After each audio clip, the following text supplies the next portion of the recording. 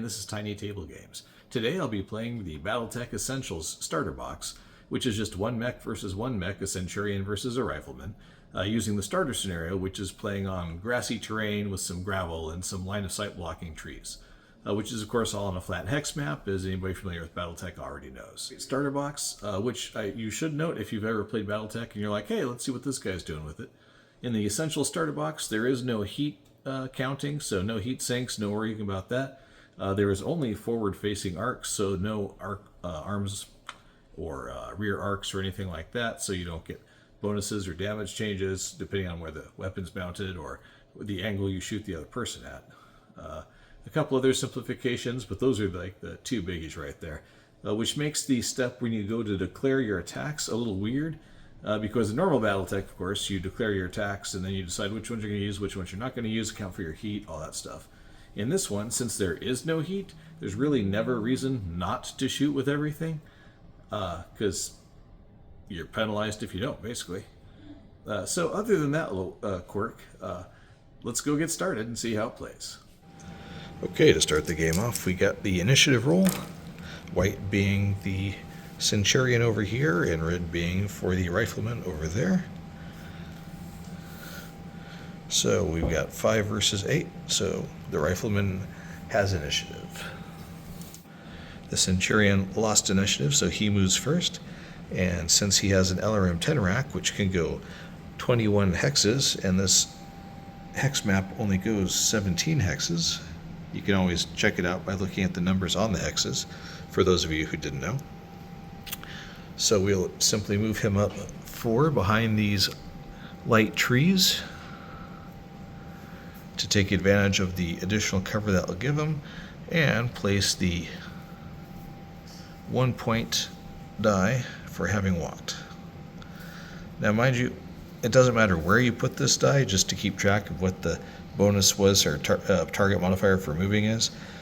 Later, should you play the advanced version, then your torso twisting and actual facing would be implied by the die, in some cases, depending on who you play with. The Rifleman, for his part, has more weapons than the Centurion, but they're not quite as long range. If you're tracking heat, that would be a concern. In this game, I suspect that will probably throw the game in favor of the Rifleman. He is going to also take advantage of the terrain, but not so much if it's 3 pieces or more of light terrain. It obscures line of sight, and he does not want that. So he will 1, 2, 3, 4. He will walk to there and stop. Oops, as soon as I quit dropping the dice, there we go. Alright, now it's on to the declarations of weapon attack. Additionally, I should point out that the number and the color of that little die matters per the rules. If you look at the summary, when you're moving, the white movement die for the attacker is what matters, but when you're a target, how many hexes you actually move matters. And so if you move 3 to 4, that's +1, so that's why the number 1 is on there. And again, 3 to 4 +1, whereas the color tells you whether you used a walk or a run or stationary action as the attacker, both of which affect your target modifiers.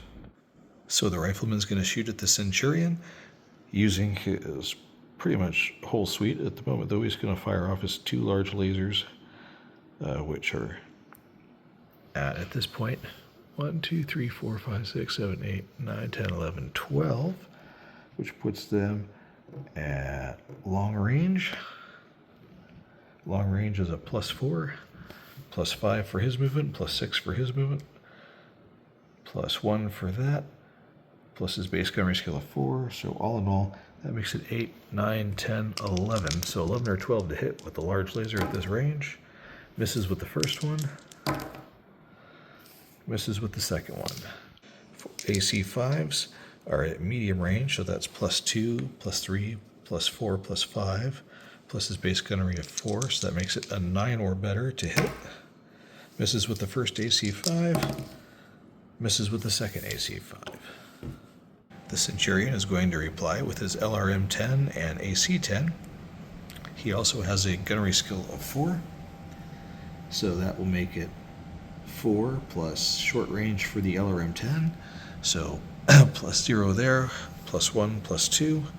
So all he needs is a 6 with the LRM-10, which he gets. So now we do the hit location table and cluster hits.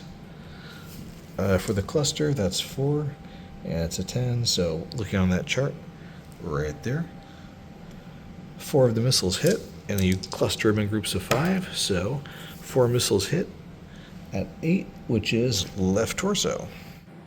So we take 4 points off the left torso. Okay, now for the AC-10. From the Centurion back to the Rifleman. He's got a gunnery skill of 4, plus 1 for his movement, plus 1 for his movement. That makes it a 6, plus 1 for the intervening terrain, makes it a 7.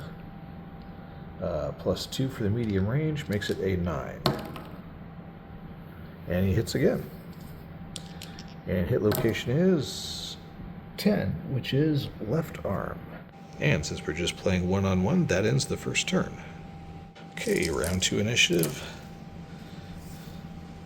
It looks like the Centurion picks up the initiative for this turn. Since the Rifleman wants to close and get out of danger from that LRM rack, which he can't reply to, he's just going to close straight in.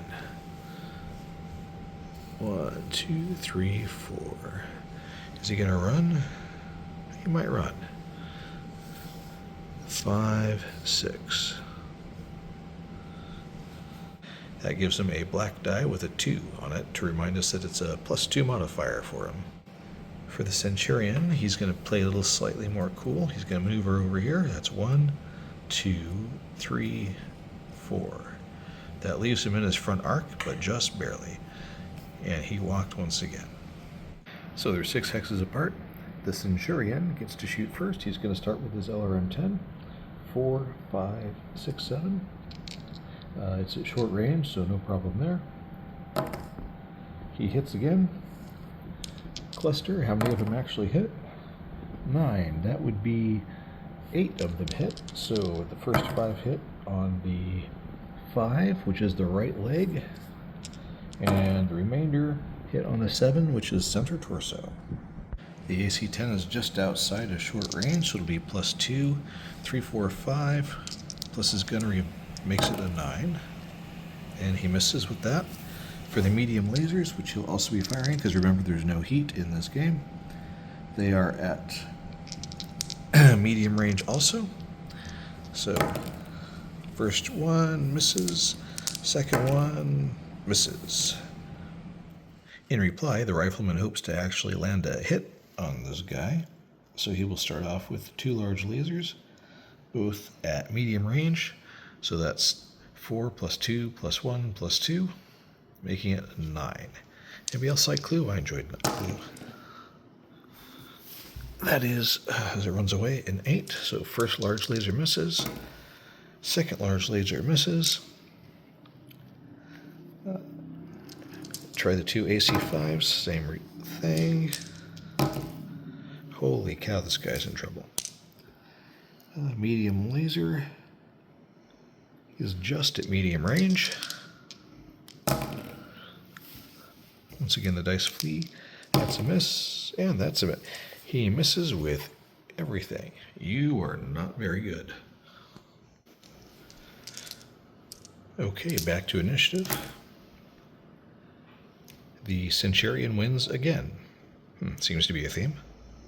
At this point, the Centurion wants to keep his bonuses good, but he doesn't want to get himself flanked or get this guy out of his arc, so he's going to be kind of careful about this.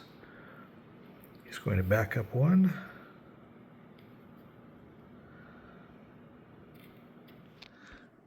He's going to 1, 2, 3, 4, 5, 6. He wants to close the gap and make some progress on this because it is not going great, and he needs to connect with more weapons. Okay, well, once again, the Centurion is going to be firing. He'll start with his AC-10. It is at 2, 3, plus 4 is 7. And the range is short now, so there's no modifier there, so 7 or better. He misses with that. The LRM 10, yes, I know, it seems like it shouldn't be able to shoot that close, but in the Essentials version it can indeed. Gets a 7, which will certainly do the job. So how many hit? That's pretty much going to be all of them, I do believe. And the first 5 go to the 7, which is his center torso, and the second 5 go to 10, which is the left arm again. That's bad news for him. Well, that blew off the left arm of the rifleman, and the Centurion still has 2 medium lasers left to go. The first one is a 9, which 4, 5, 6, 7, plus 2 for medium range for the laser is in fact a hit. So that'll be 5 points to the 6, which is his right torso. Well, at least it's something different. And the second shot with the other one is also a hit. That's 5 more points to the 8, which is his left torso, which will translate pretty dangerously at this point. He's in a lot of trouble. Okay, well, the rifleman only has 1 large laser left, so he hits on a 7. And that's a miss. He's got 2 medium lasers left, because neither of those are tucked into his arm. First one hits to the 3, which is the right arm, and the second one is a miss. So 5 points of damage to the right arm for the Centurion. And finally, he's got 1 AC5 left that he can use in his right arm. That's a hit. And it goes to the 6, which is right torso. Alright, this is likely to be the last round. Let's roll for initiative and see who comes up with it.